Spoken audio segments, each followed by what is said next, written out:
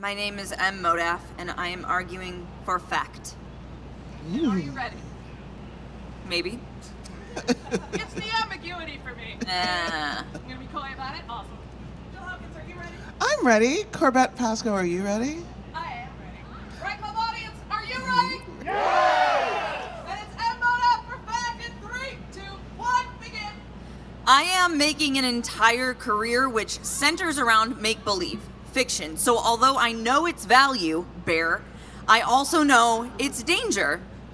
It's the stories I tell myself. It's the way I think you want me dead when all you did was react to a text with a thumbs up emoji.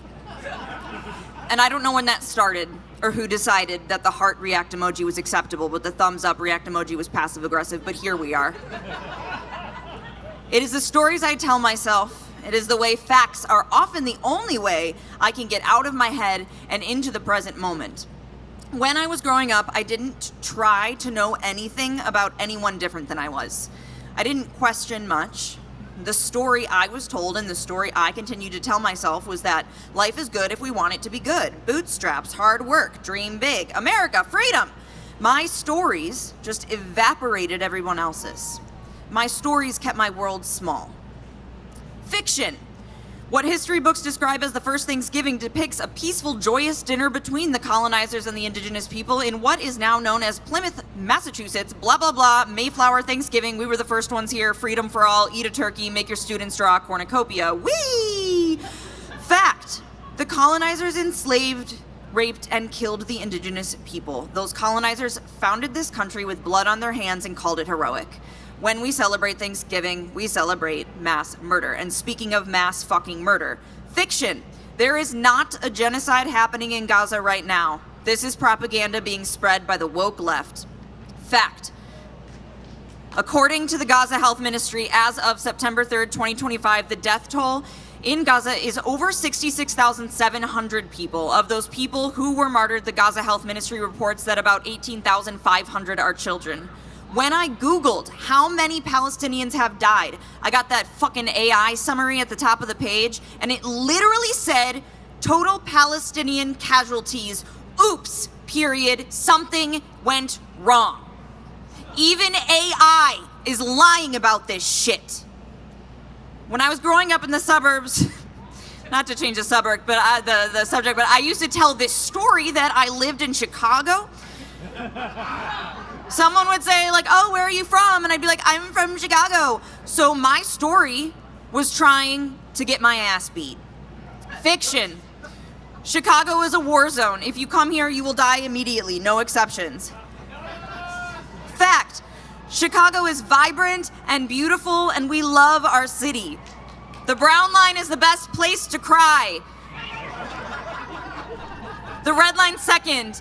Montrose Harbor is a good place to fall in love, and Pick Me Up Cafe is just as good on Clark and Foster as it was when it was in Wrigleyville. Dibs is real, and Chicago in the fall is everything. Village Discount is God's gift to this earth. The Chicago Rat Hole is the 8th wonder of the world. We had an alligator in Humboldt Park. Chicago has over 600 public parks, 80 museums / cultural institutions, and 1 giant silver bean. When I was younger, my brain started telling me that my body needed to be smaller. I ate fruit and Diet Coke. That's it. By the time I had graduated, I believed with every fiber of my shrinking body that if I just got to a certain weight, I would be happy. My stories tried to kill me multiple times. When I was a little older, I was so lucky to become an alcoholic. By the time I checked myself into a program, I truly believed with every fiber of my bloated body that I was no one without drugs and alcohol, that I was only likable if I was drunk. I told myself it helped my anxiety. I told myself I was fine. I was not, in fact, fine. My stories tried, once again, to kill me. Fiction. Addiction is just a lack of willpower. Fact. I am an alcoholic. I will drink 1 drink, and then I will drink 17 drinks, and then I will snort some bath salts, and I will forget I have hands. I'm almost 10 years sober. Thanks. When I was 21, I was assaulted by a friend in my home. My story was that it was all my fault, so I just stopped talking about it. I stopped talking about it until I missed my period for the second month in a row. Told myself it was stress.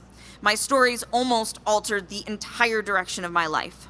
Fiction. Abortion is murder. Fact. A study on SB 8 found that abortion was associated with, a ban on abortion was associated with an almost additional 10K births in the state of Texas in 2022, December, and an unexpected increase of about 13% in infant deaths. Fiction. This administration is like so pro-life. Fact. The Department of Education has cut $1 billion grant programs which were supposed to be used to help hire mental health professionals in school, which would have resulted in better mental health care, less suicide, less self-harm, less substance abuse, but yes, you are pro-life. Back in 2017, I started questioning my gender identity, but I told myself I wasn't trans enough or masculine enough to try to explore it any further. I wouldn't get gender-affirming surgery until 2023. My stories tried to kill me. Oh, fiction, I'm a predator who seeks to indoctrinate your children and turn them into transgenders because I just want little trans kids running around everywhere like little clones of me so I can create an army of transgender children and kill all the conservatives. Fact, we've been over this. I don't like kids. One time, I watched a toddler projectile vomit raspberries while her brother simultaneously shit his pants. When I was in my late 20s, I was in a relationship that was so fucked up that I still can't believe I made it through. And the story I told myself was that people fight when they're in love. Partners who love you slam doors and slam you into doors, and they lie. Fact, they said they loved me. Fiction, they meant it when they said they loved me. And when I finally got out, I kept a list of truths, a list of facts on my phone so that I would never go back. Facts are not comforting all the time, but they can be worked with. And sometimes they're fun, which is why they call them fun facts! And facts can keep us sane when the people who run the world want us crazy and helpless and confused and submissive. So do you want to die knowing the truth, or do you want to die just on your deathbed reading Fairy Smut?